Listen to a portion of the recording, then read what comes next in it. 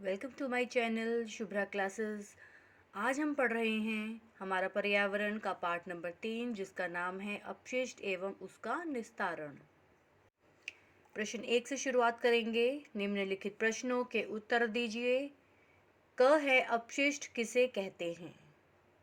उत्तर है इसका मनुष्य एवं अन्य जीवों के दैनिक क्रियाकलापों के फलस्वरूप निकलने वाले अनुपयोगी पदार्थ अपशिष्ट पदार्थ कहलाते हैं।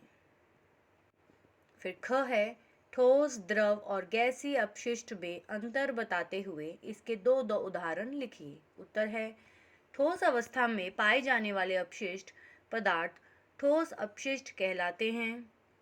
तरल रूप में पाए जाने वाले अपशिष्ट पदार्थ द्रव अपशिष्ट कहलाते हैं। गैस या धुआं के रूप में पाए जाने वाले अपशिष्ट पदार्थ गैसीय अपशिष्ट कहलाते हैं। अब इसके उदाहरण देखते हैं। फल सब्जियों के छिलके, प्लास्टिक के टुकड़े आदि ठोस अपशिष्ट हैं।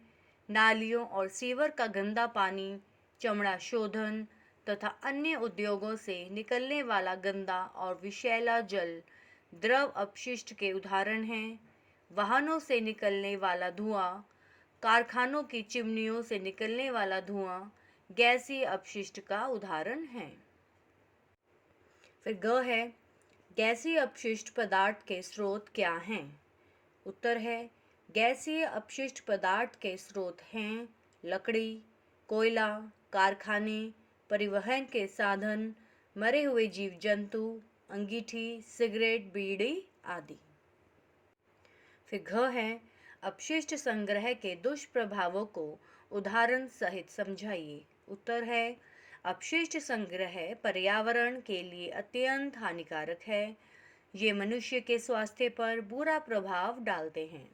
दिसंबर 1984 में भोपाल गैस त्रासदी में यूनियन कार्बाइड पेस्टिसाइड फैक्ट्री से मिथाइल आइसोसाइनाइड गैस के रिसाव के कारण हजारों लोगों की मृत्यु हुई और लाखों लोग इसके कारण कैंसर, सांस फूलना, सिर दर्द, अंगों को सुन्न होना जैसी अनेक बीमारियों से ग्रसित हो गई।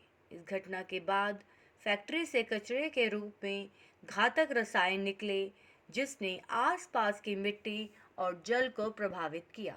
इन अपशिष्ट का दुष्प्रभाव आज भी वहां की पीढ़ियों में देखा जा सकता है। फिर है सोक पिट बनाने की विधि लिखिए। उत्तर है सोक पिट बनाने के लिए जमीन में एक 5 से 6 फीट गहरा चौकोर गड्ढा खोदा जाता है। इस गड्ढे की तली पर ईंट या पत्थर के टुकड़े डालकर उनको बालू की परत से ढक दिया जाता है।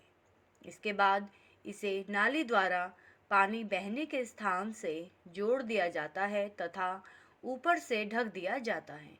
इस प्रकार सोक पिट बनकर तैयार हो जाता है।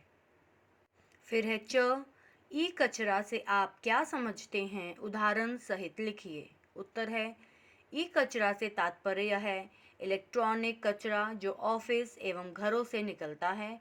इसके अंतर्गत खराब computer, mobile phone, CD, battery व अन्य इलेक्ट्रॉनिक उपकरण जैसे TV, washing machine, refrigerator, AC आदि आते हैं। फिर छ है कारखानों से निकलने वाले जल को नदियों में बहाने से पहले क्या उपाय करने चाहिए?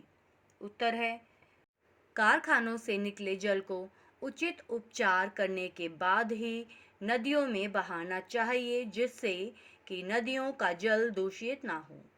फिर ज है प्रत्येक घर में शौचालय होना क्यों आवश्यक है? मल मूत्र के उचित निस्तारण तथा गंदगी से बचने के लिए प्रत्येक घर में शौचालय होना आवश्यक है। फिर हम चलते हैं प्रश्न 2 की तरफ। सही कथन के सामने सही और गलत के सामने गलत का चिन्ह लगाइए। क है उद्योगों से विभिन्न प्रकार के अपशिष्ट पदार्थ निकलते हैं। सही है। ख अपशिष्ट पदार्थों से हमारा पर्यावरण दूषित होता है। बिल्कुल सही है बच्चों। ग है अपशिष्ट पदार्थ ठोस, द्रव और गैस के रूप में होते हैं। ये भी बिल्कुल सही है बच्चों।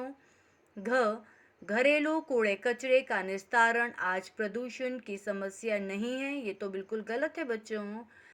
फिर अण है प्लास्टिक एवं पॉलीथीन आसानी से सड़ती हैं, ये भी गलत है। फिर आगे है प्रश्न नंबर 3, सही मिलान कीजिए।